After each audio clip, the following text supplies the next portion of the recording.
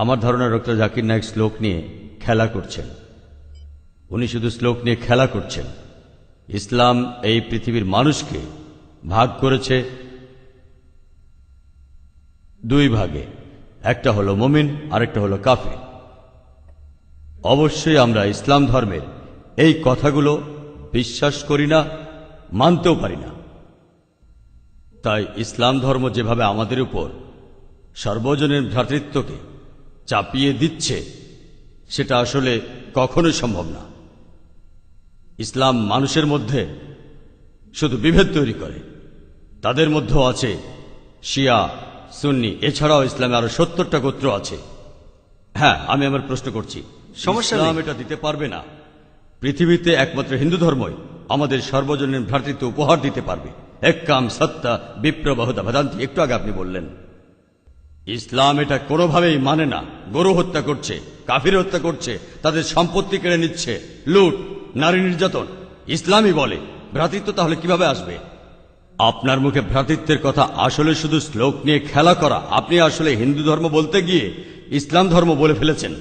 দাঁড়ান দাঁড়ান, একজন হিন্দু বৃদ্ধ লোক ডক্টর জাকির নায়েককে প্রশ্ন করছেন যে আপনি হিন্দুদের বেদের শ্লোক নিয়ে খেলা করছেন। তো চলুন ডক্টর জাকির নায়েক সেই লোকটিকে কিভাবে কি চমৎকারভাবে উত্তর দেয় আজকের ভিডিওটিতে আমরা দেখে আসব। তো সম্পূর্ণ ভিডিওটি দেখতে থাকুন এবং এই চ্যানেলে আমরা নিত্য নতুন ইসলামী ভিডিও আপলোড করে থাকি, তো অবশ্যই চ্যানেলটিকে সাবস্ক্রাইব করে রাখবেন। ভাই, আপনি বেশ কিছু মন্তব্য করেছেন। আর ইসলাম বলে ইন্নাল্লাহ মাস্তাবিরিন, নিশ্চয়ই আল্লাহ তাদের সঙ্গে আছেন যারা ধৈর্যশীল। ভ্রাতৃত্ব বজায় রাখতে গেলে আপনাকে ধৈর্যশীল হতে হবে। ধৈর্যশীল যদি আমরা না হই, তাহলে ভাইয়ের সাথে ভাইয়ের যুদ্ধ লেগে যাবে। ইসলাম বলছে সূরা আল বাকারার 153 নম্বর আয়াতে আছে, ইন্নাল্লাহ মাস্তাবিরিন, নিশ্চয়ই আল্লাহ ধৈর্যশীলদের সঙ্গে আছেন। আর ভ্রাতৃত্ব বজায় রাখতে চাইলে ধৈর্যশীল হতে হবে। আর আমি এখানে উপস্থিত গুরুজনদের শ্রদ্ধা করি। তিনি হয়তো হিন্দু ধর্ম সম্পর্কে ভালো জানেন, তবে দুঃখিত যে আমি তার সঙ্গে একমত নই। ইসলাম সম্পর্কে তার জ্ঞান কিছুটা কম। আর ওনার সাথে আমি একমত যে ইসলাম ধর্মে মানুষকে দুই ভাগে ভাগ করা হয়। একটা হলো যারা বিশ্বাসী মুমিন, আরেক দল হলো কাফির, উনি যেভাবে বললেন। আর প্রত্যেক ধর্মেই দুই প্রকার মানুষ আছে, এমনকি হিন্দু ধর্মেও হিন্দু আর অহিন্দু। খ্রিস্টান ধর্মে খ্রিস্টান আর অখ্রিস্টান, ইহুদি ধর্মে ইহুদি আর নন ইহুদি, ইসলামে মুসলমান আর অমুসলমান। তাহলে ইসলাম আলাদা হলো কি করে? আর আমি এখানে হিন্দু ধর্মের সমালোচনা করব না, আমি সমালোচনা করব না। কিন্তু আজকের এই লেকচারে আমি হিন্দু ধর্ম নিয়ে কথা বলবো, কারণ আমি বিভিন্ন ধর্মের একজন ছাত্র হিসাবে আমি বেদ পড়েছি, আমি উপনিষদ পড়েছি। তবে এখানে ছোট্ট একটা মন্তব্য করি। হিন্দু ধর্মগ্রন্থ বেদে আছে যে এই মানুষ জাতি সৃষ্টি হয়েছে সর্বশক্তিমান ঈশ্বরের 4টে অংশ থেকে। তার মাথা থেকে এসেছে ব্রাহ্মণ, বুক থেকে এসেছে ক্ষত্রিয়, আর উরু থেকে বৈশ্যরা ব্যবসায়ী জাত, আর পা থেকে শূদ্ররা বর্ণপ্রথা। আমি এটা নিয়ে মন্তব্য করতে আসিনি, আমি এটা চাই না। আমি চাই না হিন্দু ভাইদের মনে আঘাত দিতে। ইসলাম ধর্ম এটার অনুমতি দেয় না। আমি এসব নিয়ে মন্তব্য করছি না, কোনো ধর্মের সমালোচনা করছি না, আমি কারো সমালোচনা করছি না। আমি কথা বলছি না যে কোনো ধর্ম ভুল। তবে আপনি যদি ভালোভাবে বেদ পড়ে থাকেন, আপনি এখানে সবাইকে বলতে পারেন বেদ কথা বলে কিনা যে স্রষ্টার মাথা থেকে ব্রাহ্মণ এসেছে, তার বুক থেকে ক্ষত্রিয়রা এসেছে, উরু থেকে এসেছে বৈশ্যরা ব্যবসায়ী জাত, বিদ্বান গোত্র, যোদ্ধা গোত্র, ব্যবসায়ী গোত্র, শূদ্র। শূদ্ররা হলো সবচেয়ে নিম্নবর্ণের। আর ডক্টর আম্বেদকর এটা নিয়ে বই লিখেছেন। আমি সব খুলে বলছি না। হিন্দু ধর্ম আমি ভালোভাবে পড়েছি। আমি হিন্দু ধর্মের অনেক কিছু শ্রদ্ধা করি, বেশ কিছুর ব্যাপারে একমত নয়, এটা আমাকে আপনি বলতে বাধ্য করলেন। পবিত্র কোরআনে সূরা আনামের 108 নম্বর আয়াতে আছে, তাহাদিগকে গালি দিও না আল্লাহকে ছাড়িয়ে তাহারা যাহাদিগকে ডাকে, কেননা অজ্ঞানতাবশত তাহারা গালি দিবে আল্লাহ সুবহানাহু ওয়া তাআলাকে। এখানে আমি হিন্দু ধর্মের ভালো দিকগুলো নিয়ে বলেছি। কথাটা হলো তারা এক ঈশ্বরের ধারণায় বিশ্বাস করে। আপনার প্রশ্নের ব্যাপারে বলি যে আপনি বলেছেন মুসলিমরা তারা মানুষ খুন করে, এছাড়াও তারা হত্যা করে।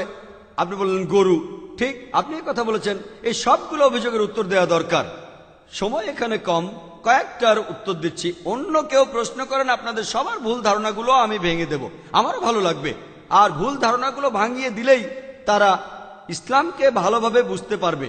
এজন্য আমার লেকচারে সবসময় একটা প্রশ্নোত্তর পর্ব থাকে। আর আমরাও বলি, যখন কেউ সমালোচনা করে আমারও ভালো লাগে। যত বেশি সমালোচনা হবে তত বেশি বোঝাতে পারবো, তত ভালো করে ইসলামকে বুঝতে পারবেন। আমিও সেটাই করি। ইসলামও বলে সত্যকে ছড়িয়ে দিতে। হিকমার সাথে পবিত্র কোরআনে সূরা নেহালের 125 নম্বর আয়াতে আছে, উদু ইলা সাবিলি রাব্বিকা বিল হিকমা ওয়াল মাউযিতিল হাসনা ওয়াজাদিলুম বিল্লাতি। মানুষকে প্রতিপালকের পথে আহ্বান করো হিকমত আর সদুপদেশ দ্বারা, আর উহাদের সহিত তর্ক করিবে সবচেয়ে উত্তম পন্থায়। যখন বলা হয় আমরা আমিষ খেতে পারবো কিনা, গরু ছাগল কোরবানি দেয় ইত্যাদি, আর অনেক অমুসলিমই বলবে মুসলমান আপনারা সবাই নিষ্ঠুর মানুষ, প্রাণী হত্যা করেন। ভাই আপনাদের আমি বলি, একজন মুসলমান খুব ভালো মুসলমান হতে পারে, এমনকি যদি সে পুরোপুরি ভেজিটেরিয়ান হয়। এটা বলা হয়নি যে আপনাকে অবশ্যই ভেজিটেরিয়ান হতে হবে ভালো মুসলিম হতে গেলে, কিন্তু পবিত্র কোরআনে অনেকবারই বলা হয়েছে যখন তুমি মাংস খেতে পারো তখন মাংস খাবে না কেন। পবিত্র কোরআনে সূরা মাইদার 1 নম্বর আয়াতে উল্লেখ আছে, বলা হয়েছে যে ইয়া আইয়ুহাল্লাযিনা আমানু, হে মুমিনগণ তোমাদের অঙ্গীকার পূর্ণ করিবে, আর তোমাদের জন্য কিছু চতুষ্পদ প্রাণীকে হালাল করা হইয়াছে আর কিছু প্রাণী হারাম।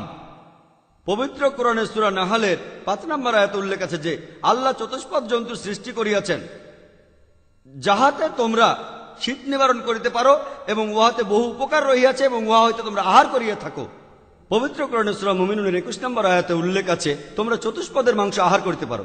আমরা জানি যে আমিষে, এখানে অনেক ডাক্তার আছেন, আমি একজন মেডিকেল ডাক্তার, এতে অনেক প্রোটিন আছে, প্রচুর আয়রন আছে, আর এগুলো খুবই সুস্বাদু। আর এইসব আমিষ জাতীয় খাবারে আপনি যে প্রোটিন পাবেন, এই পরিমাণ প্রোটিন আর কোথাও পাবেন না, আপনি পাবেন না। নিরামিষের মধ্যে সয়াবিনে আপনি সবচেয়ে বেশি প্রোটিন পাবেন, সেটাও আমিষের প্রোটিনের চেয়ে অনেক কম। আর এবার আমি গরু হত্যা নিয়ে কিছু কথা বলি। যদি হিন্দু ধর্মগ্রন্থগুলো পড়েন, আমি এখানে কোন ধর্মের সমালোচনা করছি না, ভাই একটা প্রশ্ন করেছেন তাই আমাকে সত্য কথাটা বলতে হবে।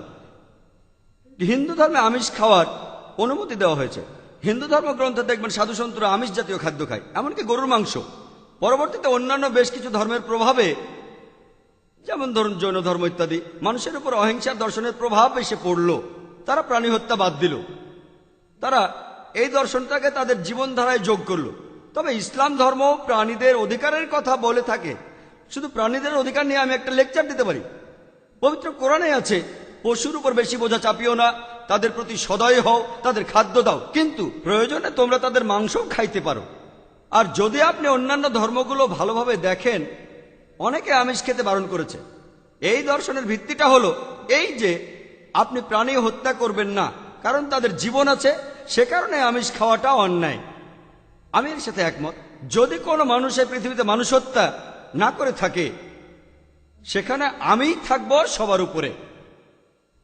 সর্বজনীন ভ্রাতৃত্ব হিন্দু ধর্মে আছে যে সব প্রাণী আপনার ভাই। প্রত্যেক প্রাণী হোক সে সাপ, পাখি অথবা পতঙ্গ। আমি আপনাদের একটা প্রশ্ন করছি যে কোন মানুষটা হাজার হাজার ভাইকে না মেরেও 5 মিনিটের জন্য বেঁচে থাকতে পারে? এখানে যারা মেডিকেল সায়েন্স পড়েছেন তারা ভালো বুঝতে পারবেন যে আপনারা যখন নিঃশ্বাস নেন তখন আপনার শরীরে প্রচুর ময়লা জীবাণু ঢুকে, সেগুলোকে মেরে ফেলেন। তার অর্থ এই ধর্মে বাঁচার জন্য আপনার ভাইদের আপনি মেরে ফেলছেন। ইসলামের সর্বজনীন ভ্রাতৃত্ব বলে মানুষ জাতির প্রত্যেকেই আপনার ভাই। বিশ্বাসের ভ্রাতৃত্বে প্রত্যেক মুসলমানই ভাই ভাই, প্রত্যেক প্রাণীই আমার ভাই নয়। তবে অন্য প্রাণীদের রক্ষা করতে হবে, তাদের ক্ষতি করবেন না, বিনা কারণে তাদের অত্যাচার করবেন না, তবে প্রয়োজন হলে সেগুলোর মাংস খেতে পারেন। তাই যে দর্শন বলে আমিষ খাবার খাওয়া অন্যায়, কারণ এখানে আপনি প্রাণী হত্যা করছেন, বিজ্ঞান প্রমাণ করেছে, এমনকি গাছপালারও জীবন আছে, আপনারা জানেন। তাই এ কথা এখানে খাটছে না যে প্রাণী হত্যা করা অন্যায়। তাই এখন তারা যুক্তিটা পাল্টে বলল যে আচ্ছা গাছেরও জীবন আছে, তবে তারা ব্যথা অনুভব করে না, তাই গাছ হত্যার চেয়ে প্রাণী হত্যা অনেক বড় অপরাধ। আর আজকের দিনে বিজ্ঞান উন্নত হয়েছে, আমরা জানি গাছও ব্যথা অনুভব করে, এমনকি গাছও কাঁদতে পারে, গাছেরও ভালো লাগতে পারে। তাই গাছ ব্যথা অনুভব করে না, এটা টিকলো না। এখানে ব্যাপারটা হলো যে গাছের কান্না মানুষ শুনতে পায় না, কারণ মানুষ কানে যে শব্দ শোনে সেটা সীমা 20 সাইকেল পার সেকেন্ড থেকে 20,000 সাইকেল পার সেকেন্ড। এই সীমার মধ্যে কিছু হলে মানুষ সেটা শুনতে পায়, এই সীমার নিচে বা উপরে মানুষ কিছু শুনতে পায় না। যেমন ধরুন কেউ যদি ডগ হুইসেল বাজায়, ডগ হুইসেল চেনেন, যেটাকে বলে সাইলেন্ট ডগ হুইসেল। যখন কেউ এই হুইসেল বাজায়, এটা সীমা হচ্ছে 20,000 সাইকেল পার সেকেন্ডের উপরে, 40,000 সাইকেল পার সেকেন্ডের নিচে। কুকুর 40,000 সাইকেল পার সেকেন্ড পর্যন্ত শুনতে পায়। তাই কেউ যদি হুইসেল বাজায়, কুকুর হুইসেলটা শুনতে পারে কিন্তু মানুষ শুনতে পায় না। এটাকে বলা হয় সাইলেন্ট ডগ হুইসেল। একইভাবে গাছপালার যে কান্নাকাটি আমরা মানুষরা কিছুই শুনতে পাই না, তবে গাছও কাঁদে, তারাও ব্যথা অনুভব করে। আমাদের একজন ভাই বললেন, যিনি বিষয়টা নিয়ে বেশ তর্ক করছিলেন, আর আমাকে বললেন, ভাই জাকির, আপনার কথা আমি মেনে নিলাম যে গাছপালারও জীবন আছে, তারাও ব্যথা অনুভব করে, তবে আপনি কি জানেন যে গাছের দুটো ইন্দ্রিয় কম আছে, তাদের 3টা ইন্দ্রিয় আছে, পশু পাখির ইন্দ্রিয় আছে 5টি। তাই গাছপালা হত্যার চেয়ে পশু হত্যা করা অনেক বড় অন্যায়।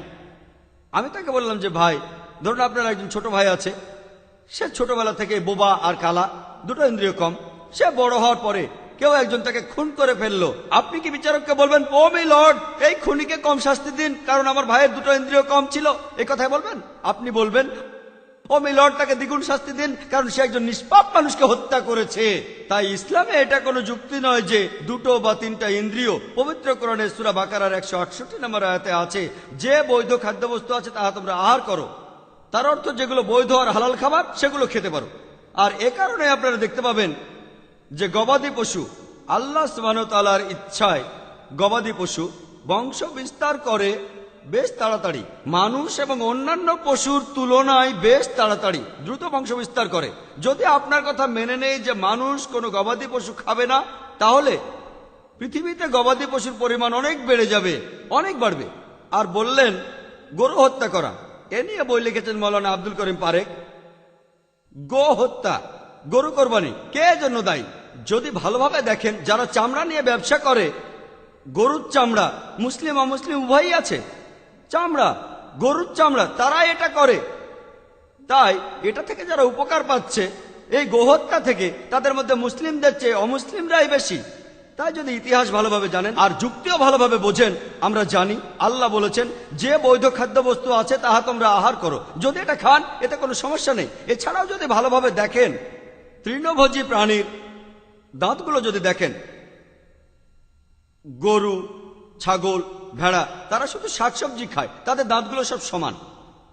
যদি আপনারা মাংসাশী প্রাণীর দাঁতগুলো ভালোভাবে খেয়াল করেন, সিংহ, বাঘ, চিতাবাঘ, তাদের দাঁতগুলো খুব সুচালো, তারা শুধু মাছ মাংস খায়।